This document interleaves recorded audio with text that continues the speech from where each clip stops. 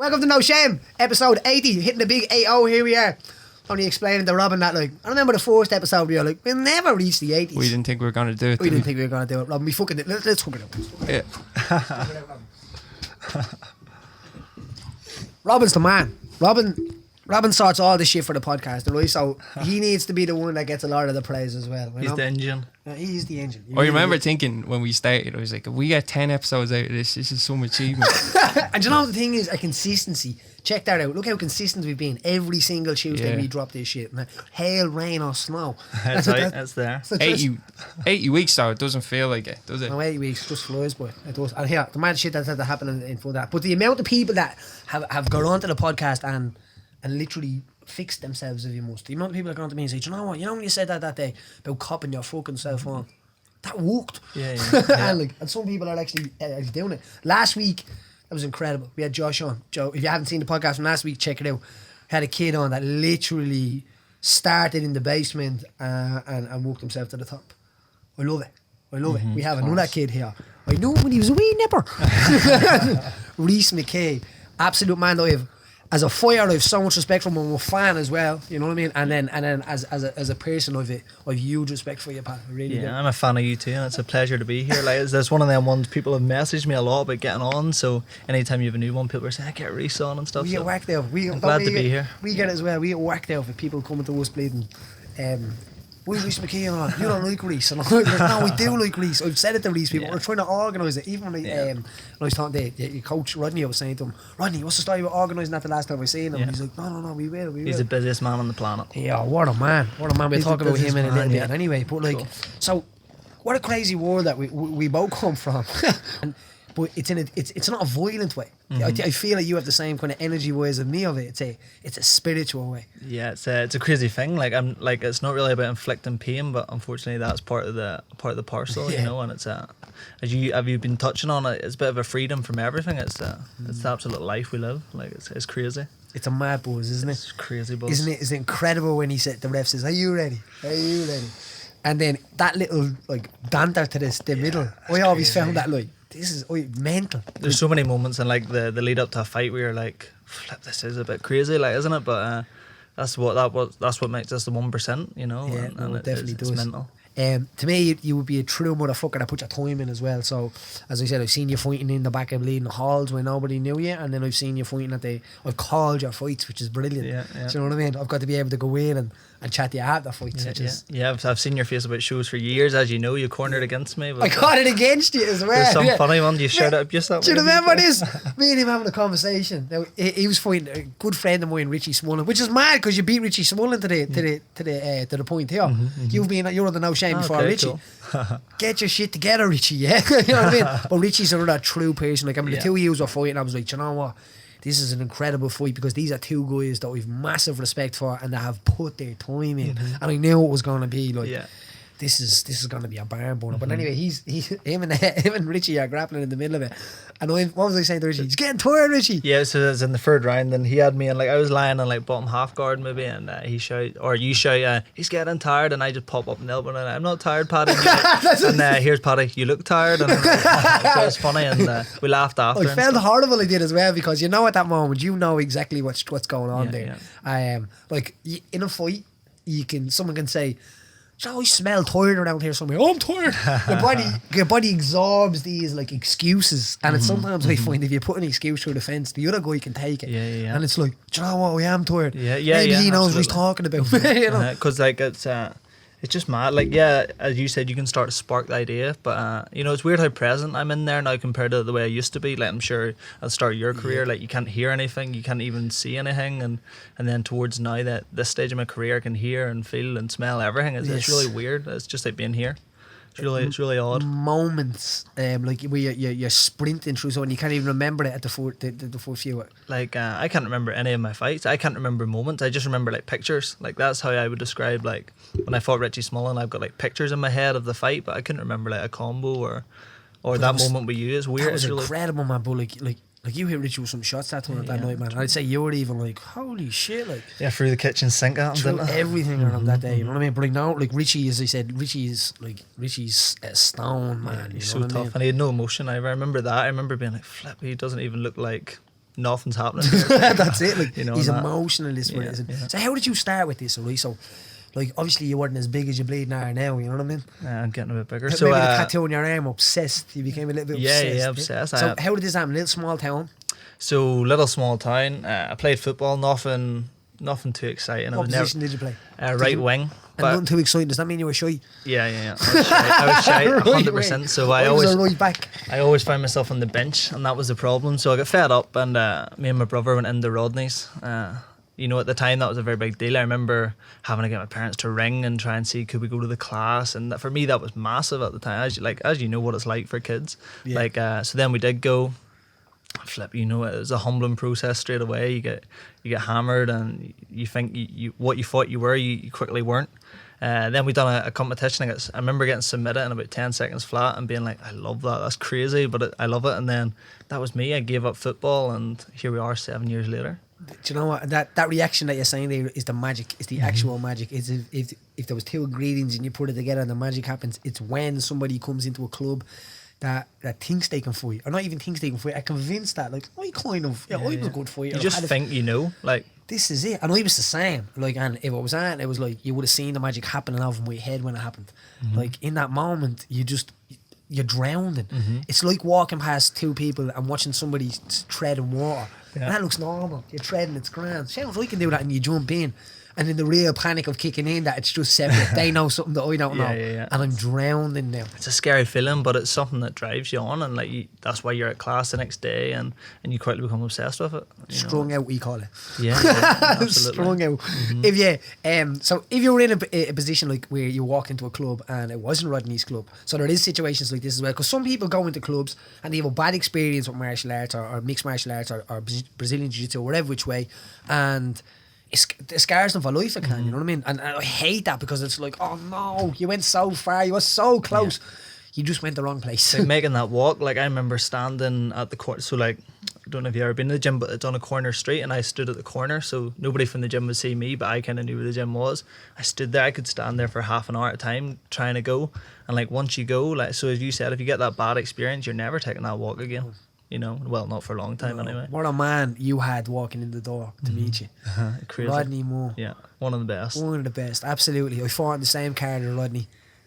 Rodney for Dean Lister, I was there. and I fought Damien Rooney. I was there. And it was incredible, because I was in my hotel room and I hear like someone hitting pads, and I looks out the window and Dean Lister's out the back hitting pads on the day that he's fighting. Yeah. And I knew he was nervous. I was like, oh my God, Dean Lister gets nervous. I'll never forget the energy in that room the night they fought. Oh, yeah, man. And Rodney's going on holidays the next day. Like, Yeah. I only found this out standing in the cage. Like, he's going on holidays the next day. I was like, what do you mean he's going on holidays next day? He's fighting someone today. It's crazy. You want to be mental to plan something like that. Rodney's a different level. He is a different like, level, He thinks different, you know, he's amazing. And then he goes, like, Rodney's even back then into the stem of touching the UFC when it would have been, am I right, Colin Robinson and stuff like that? Yeah, Colin was there, and there's a few other guys local, like I can't remember his name now, but Rodney was just maybe the wrong kind of time, you know. I know he had tough tryouts and stuff at the time, and so it was close, but just didn't align at the time.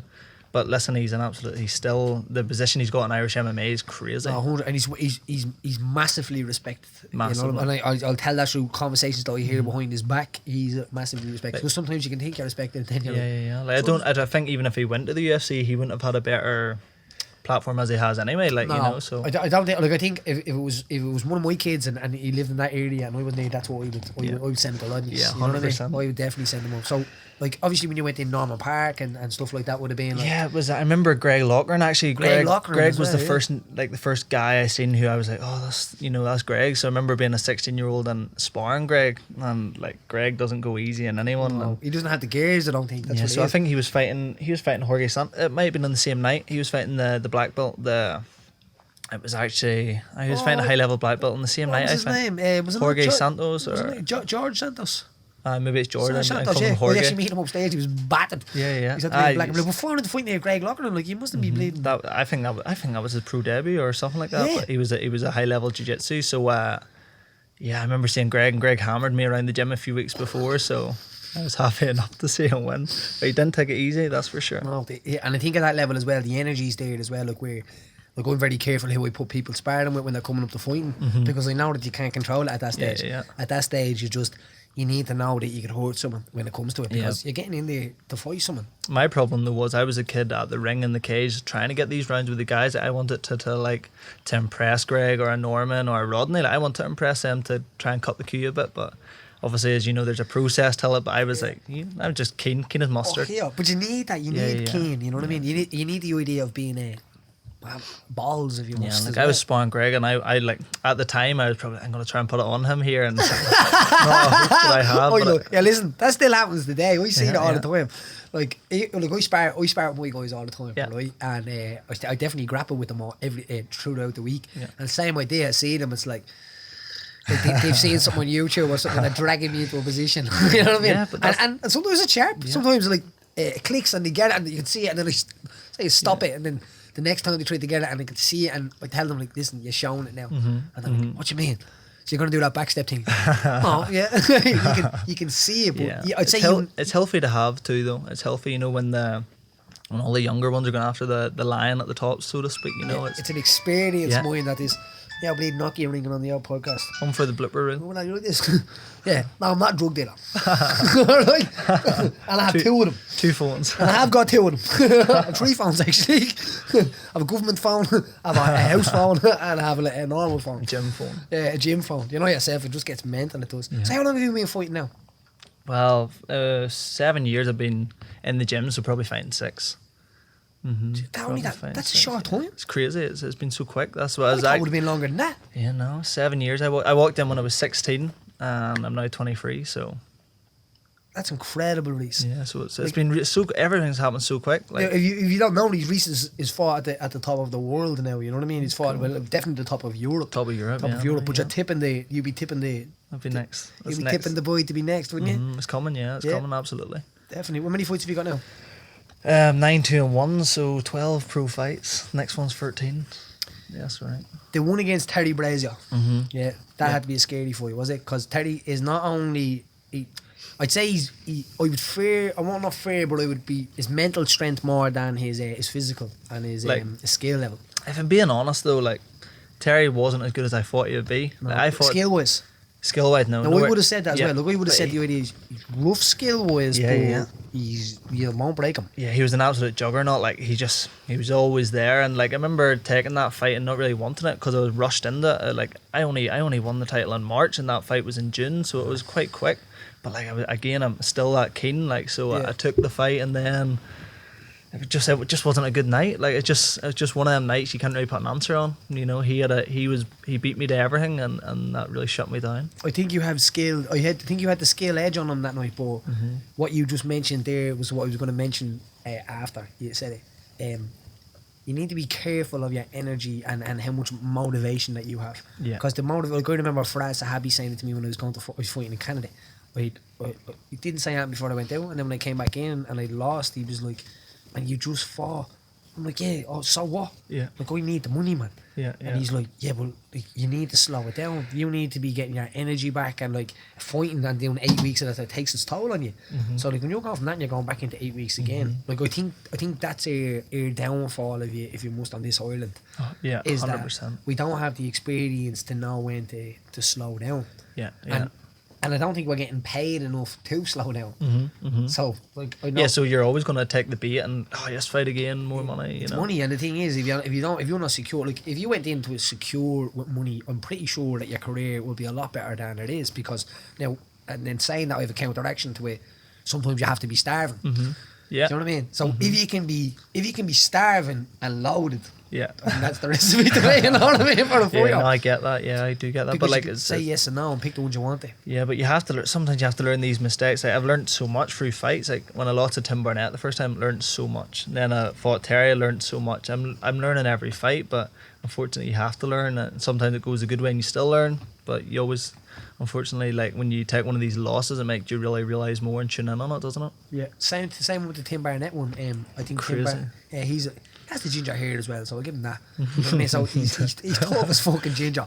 He's tough as ginger, but I was, to be honest, I was shocked now. Yeah, well, shocked. And like, I was at that one. I was calling that one as well. Yeah, it was just one of them nights that I really shouldn't have been there. Like I remember weighing in at 155, and waking up and fight day and being 156. Like, so anybody that knows a fight game, that's unheard of. Like, so it was just a brutal night. And I remember driving up the motorway being like, am I literally just going to my death penalty here? And dehydrated and all. Oh, just totally like a weigh-in. I felt like I was going to the weigh-ins again, but I talked to Rodney before, and I hid it from him very much. I didn't tell him how sick I was and stuff, and we said we would go out and give it a minute of like, just go for it for a minute. So if you see that fight, like, I'm totally different.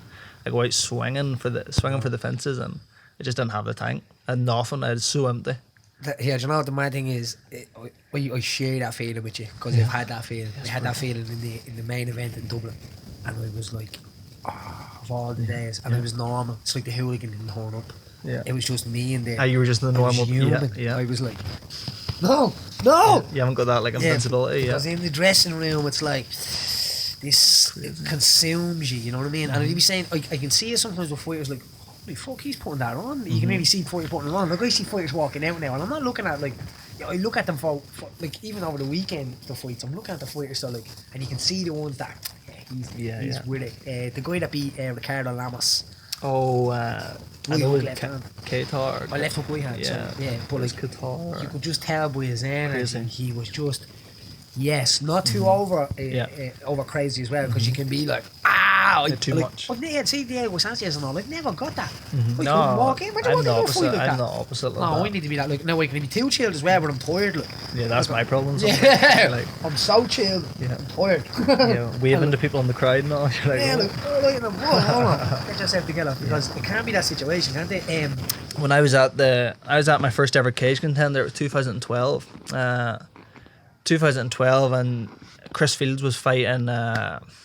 I forget his name, but he was fighting anyway. And so this guy stood up in the crowd in a bright red tracksuit, the worst tracksuit you've ever seen, bright red, like zipped up. And so I was like, oh, that guy must be like legit, like they're gonna fight. So I had no clue about the sport, and that turned out to be John Redmond. So it's just funny how that all aligned. And on that card, like 4 of my best friends, who are now my best friends, I didn't even know at the time. It's just funny how everything lined up with that card. It's really, really crazy. So yeah, but that was mental, because when that got put forward, I remember like being backstage and people like, geez, this poor kid's gonna get a hide. I remember turning around, spit me tea out. You know what I mean?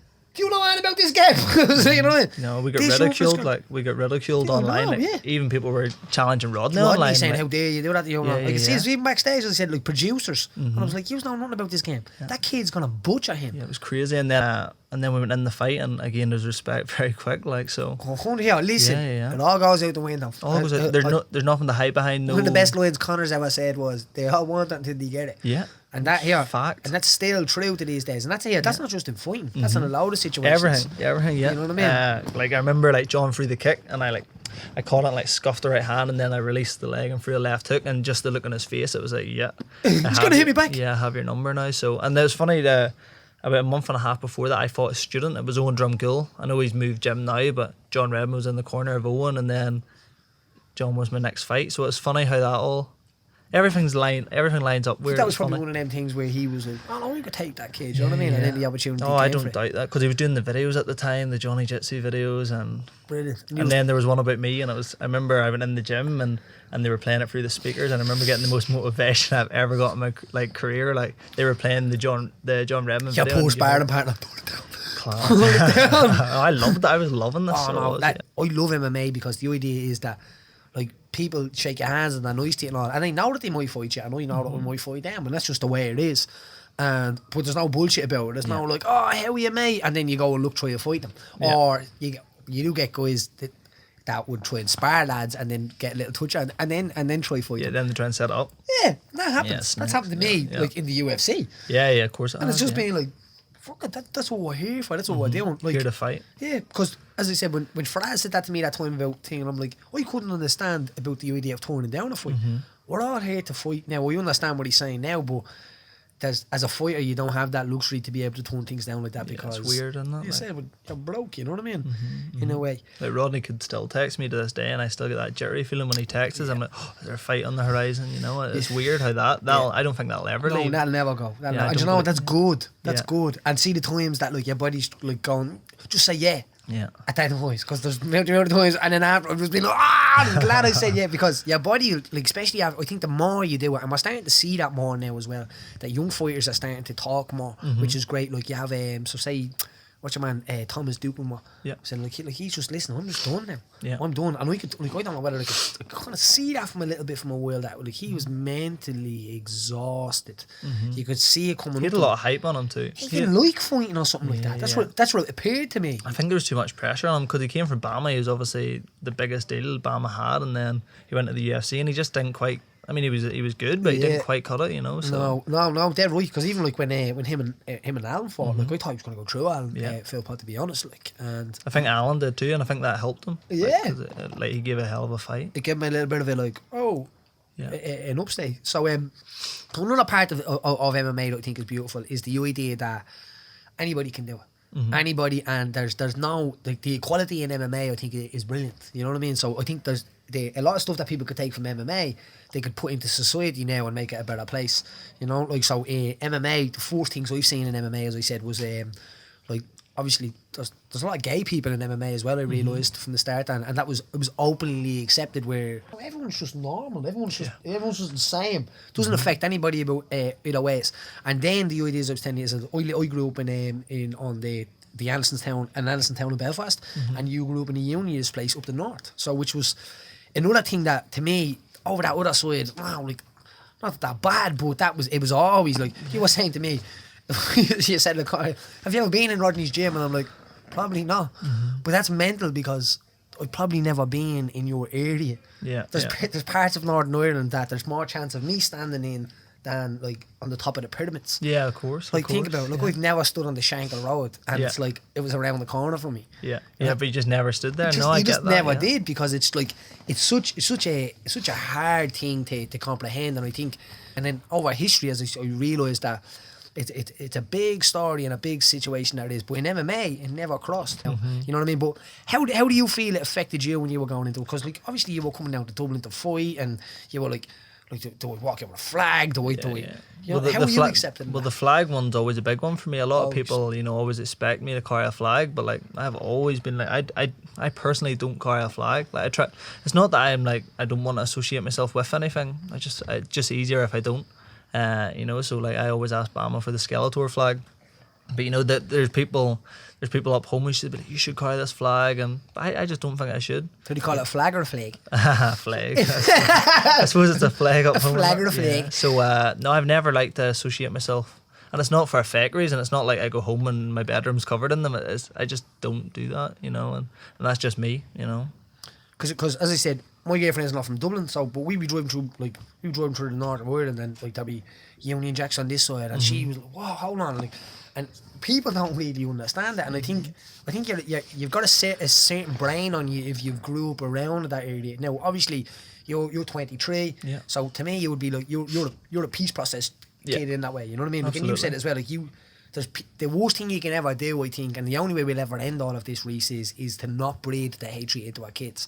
And I put a post up many months ago about the 12th of July and about the bonfires and about all this stuff, and I think maybe looking into social media now that we get to see so many people's opinion, especially when, like, you're a bit popular, because then you have more people obviously Big interacting. Following, So you get to look at how everybody's reacting, and it's kind of like you feel like hugging everybody. Do you know what I mean? Because there's just something mental going on there. There's so many people brainwashed by it still. Like, and up home, like, there's people who just like we'll use football teams as an example. Like, people who wear Rangers and Celtic, like, they're not wearing them. They're not wearing them for the team. They're wearing them as, I'm going to make a statement in the town. Like, I just do not get that mindset. Like, and I just can't get it, and I won't get it. So people say to me as well, why don't you wear Celtic jerseys, Paddy? Because I don't support Celtic. That's it. Perfect. Like, I support Liverpool. You know what I mean? Yeah, so that's all it should be, like, but it's not like that at home. And they're like, yeah, but there's history there. And I do that. Oh, you understand me history. I know a lot of me history. Do you know what's a brilliant thing to get into history now? If you're having podcasts, are one of the best things you can get for history now. Crazy. Because you hear stories that people have heard, and they couldn't be made up by the way the stories are going. I was listening to one last night about the famine, and it was brilliant. It was like the famine nearly created the the kind of hunger to fight back against Britain if you must. Yeah. So at that moment, there would have been a time where, and it wasn't like the Blight came along and it was like the first potato he took out, what bollocks, threw that away, you know what I mean? It was over time that kicked in. So on the 3rd year of the Blight, when it was really bad, the system that had been set in play made everyone, like, so, look, for hundreds of years, people weren't against Britain, if you must, you know what I mean? But then the idea, the way they sectioned the fields and the way they rented out the land and stuff like that, that the famine was created because they say that England was shipping food out at that time, but England was shipping food out all the time anyway, because parts of the fields were building, but they were selling corn. So like say, you stole Trevelyan's corn, so your young might see them more. The prison ship lays late in the bay. Trevelyan was a mass landlord, a mass people that put this into space. So the fields that were being rented, you had say Irish nationalists and stuff like that, where they would have been feeding the big industrial revolution that was going on in England at the time. They needed a food source. So half of the field would have been corn, wheat and all of these expensive things. And the Irish would have been eating potatoes. Now, it wasn't that we just ate potatoes and that was just people, we didn't eat other stuff. We didn't grow wheat and stuff like that because the wheat was what paid the rent. Oh, okay. Yeah. But what happened when this all happened is that if you think of it, say, the rise up of the rebellion happened on the back of people being angry at England again. For hundreds of years people weren't angry at England again, and then it turned, so 1916 wasn't that far after the rising in years of, I think you're talking about what, 70 years or something after the famine would have been the rising. So you've got 70 years of people, but as I said, what brought me onto this was the dealing of hatred into kids, and the worst thing about it is that most of it is wrong. A lot of it is. A lot. Like, see the one about the famine. Like, I know, say from my side, you pick one on your side what people would say about nationalists that you would find that would be like, that's not true, and I'd say one that, or that for unionists that would not be true. Now, I won't say that it wasn't true that the famine that England didn't create it, but at the time England were always shipping out food. You know what I mean? And the starvation process got backed up on that, saying that, hold on, the unionists or the English are trying to starve the Irish because now the industrial revolution need more food, so the number of that went up as well. But like, my knowledge of it is, it's very hard to be into politics. I won't say up the north as well, because it is so, like, it's so cancerous, if you must. You know what I mean? Like, it just seems so toxic, but I understand it's so important. Like, extremely important. It's so important in these next few years as well, because these next few years are probably going to be the last time we figure this shit out for the next 100, or we won't see the end of it again. You know what I mean? That's why it's so important. So it's so important, because it's very easy to get stuck into MMA and get stuck into your life and just keep going with that, where it's important that all of us come together and figure this shit out, because we live on an island. Like, we should be called the Islanders or something. You know, something like that. I could stick. All together, look, that sounds alright. But if we did come together on that, it's a mad situation. We could actually make an echo across the world, Lisa, right? So, and your age, so people at your age now are the ones that actually make the decision, not the bitter ones that are gone ahead of us now that are like, oh, fuck them, you know what I mean? Because that's only going to make this whole situation worse. It is important that we grab this stuff into our hands and go with it, you know what I mean? It's definitely something I need to tell. I'm going to send them a book. Send me a few books. Something else I wanted to say to you as well. So I know as a young man you lost your father as well. So there was a time when you definitely shouldn't have been fighting, and that was that, mate. You know what I mean? I remember saying that was in my research for what's coming up, and I was like, I don't know how you're doing it. How did you get through the process? Yeah, so it was like it was 8 weeks before. So I fought in December. My dad passed in October. So it was just one of them things. You know what? I just went with the flow at the time. The fight was pre-agreed. The contract came in and I signed it. The only term I had was, I said I'll only fight if it's for the title. It only made sense for me. Like, I needed a bit of motivation. And to be honest, I think it saved me. I think having the fight, having something in place, having to be at training these nights, I honestly think it saved me. Really? But it was also a dangerous position. What if I lost? Would I have walked away? Like, would I have hated the game? You know? Would it went numb? Would you have went number to it? You know what I mean? So I guess we'll never know. But I'm so grateful that MMA was a part of my life at that time, because it was a massive time. Like, it was. Was it nice to release?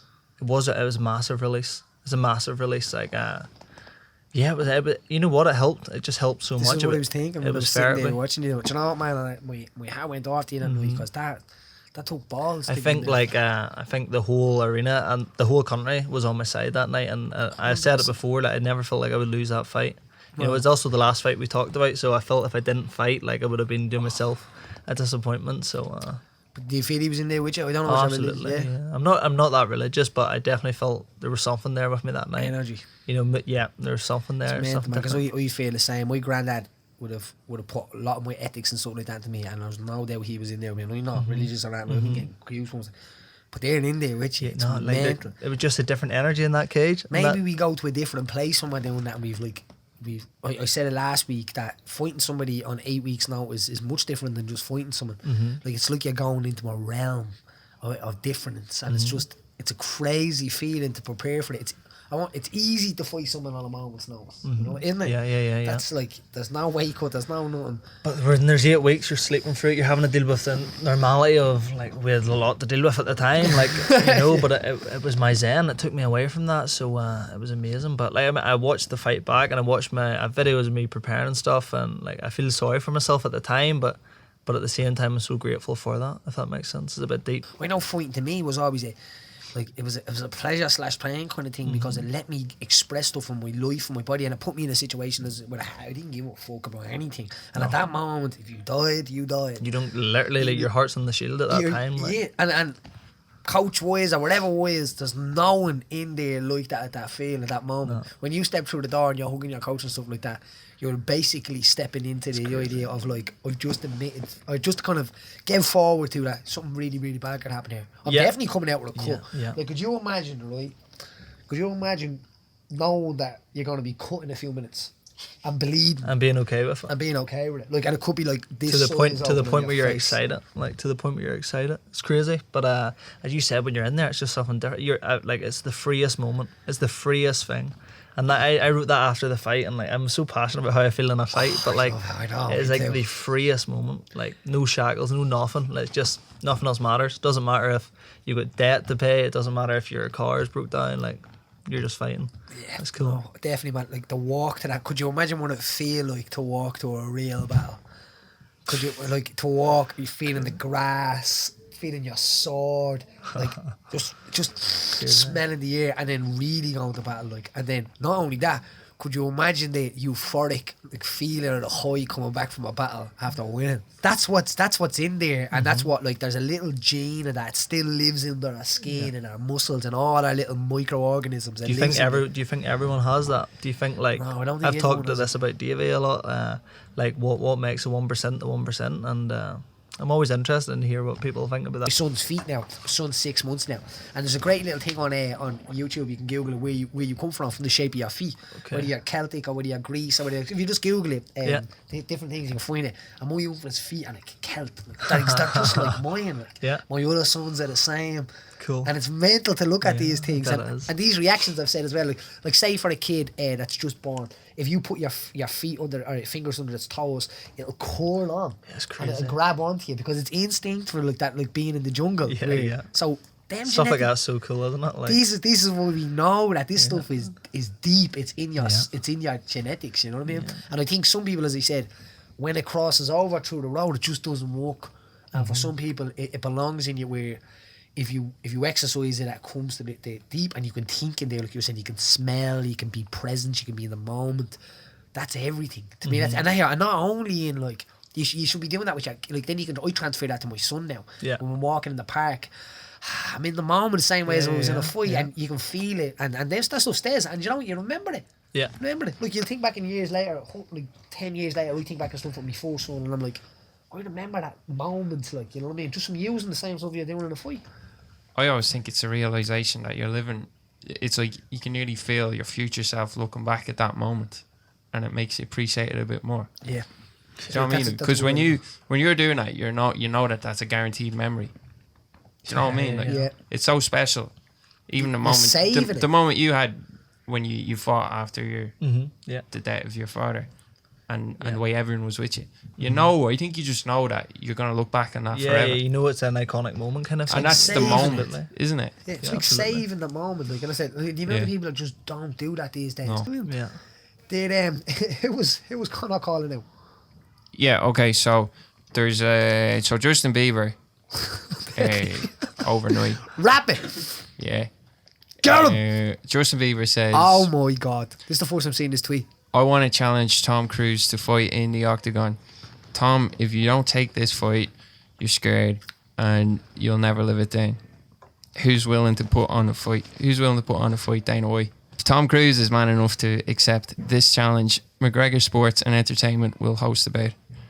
Does Cruise have the sprites to fight? No. Like he does in the movies. Stay tuned to find out. Connor's mad, isn't he? Yeah. I guarantee when he wrote that, he was like, I'm sending this, fuck it. And then he added to that. Yeah, after this, bollocks, hold on. I should have challenged someone. It gets better. Deadly. I challenge Mark Wahlberg on the very same card. Back when Mark Wahlberg was Marky Mark. I'd have slapped the ears off him. That's what Eminem says, isn't it? Yeah. Back when Mark was Marky Mark. He used to be with the party start. He used to kick them. Yeah. That was it. Deadly. That's the thing. I agree. Yeah. I agree. You should have to fight their own shares. Yeah. You know what I mean? It's interesting. Yeah. That's an interesting one. If you're going to buy shares, you have to have one fight. UFC shares card. Well, if you're going to be telling all the other boys to green, you green and do it first. Or if you're going to be making decisions on what fights are going to be happening, you have to fight. It's not worse than some little fucker on Facebook or something saying, you should fight such and such, and the matchmaker and all. Like, and you're like, some guy just sit and watches fights. I got called out by one last week in a show in England, and it's like to fight a guy, he's like, nothing against his record, but he's like 4-4, and it's like, why would I, it makes no sense. Like, why would I fight him? In no disrespectful way, but like, I'll never fight him. But it makes no sense. He needs to be now, like, but the guy in the armchair, he's like, no, that's a great fight. Like, he just doesn't get it. He just doesn't. And a fight would happen, and he'd be like, boom! I made it. I made this happen. I made that fight. I made this happen. But it's a mental load. I think it should happen. Do you know that? Would you fight in that case? I'd fight Kevin Hart. Me, Kevin Hart, Mark Wahlberg. No, Connor's fighting Mark Wahlberg, isn't he? Yeah. Mark Wahlberg, Justin Bieber against him. Like, that's the biggest card ever. Like, when these YouTubers now were coming to the fight, that was massive. Like people were massive about that. You know what I mean? Yeah, people love that. Yeah. Connor, let's sort this, man. I don't need medicals for that one. Paddy's your man. Mate owns the promotion. That's what it would be, wouldn't it? We'll sort it. Put it in Crow Park. There you go. Yeah. Crow That's Park. a seller. You know what I mean? Yeah. And don't sell pay-per-view for it. What about that's crazy, isn't Make the tickets 10 grand a ticket. So you'd have imagine the amount of people you'd have. Who would turn up to that fight? Who would be flying into Ireland for that fight? You'd have Putin and all there.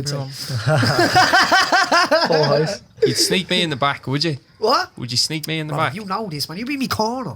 Oh yes. You know, you're in there as well because you're there when we organised it, right? I'm part of that was episode 80. It was an absolute pleasure to have you on, Richie. Thank you very much, man. It was absolute pleasure. You wrap it up with that, movie? Yeah, I think so. Maybe just to finish, Rhys, UFC still the main goal for you? Very much, yeah. Very much like a lot of I know it's hot at the minute, the whole Bellator thing, like, but it's for me, it's always just been the one, like what you done it. Like I've always wanted to wear the gloves, and for me that's just always what it'll be. I'll never be about money. Yeah, you've got it. So you want to smell them when they come. Man. I was actually listening to you and Ryan Curtis last night, and it was it was just interesting to hear everybody's opinion and stuff, but he's in a different situation with the weight, where I'm lightweight, welterweight, so UFC is the best to be. Division. Now, you want that as well, do you know what I mean? Look, I think if you fight in the UFC, you put like a blue stamp on your verified kind of thing, like it's like 100%. And you can fight anywhere and fight at a scale that's more than the UFC. I just don't think I would ever be fulfilled at a one or a Risen or a Bellator, like, and that's the truth. Like, no, you need them. You need, and I think after that is the possibility. Like, so say you fight at the UFC, well then like them things are not off the card. Then do you know what I mean? But it's like saying right, we're gonna climb a mountain. Yeah. You climb the second biggest one, but you don't get a chance to climb Everest after this. Yeah, 100%. You'd always be like, exactly. I climbed the second biggest mountain. You know, in that way. Yeah, I mean, it's good, but nobody really cares. And people need to get paid. You know what I mean? But that's what I think. It's different strokes for different folks. If you must, long game, playing the long game. This is it. Make sure you like, subscribe, and look after yourself.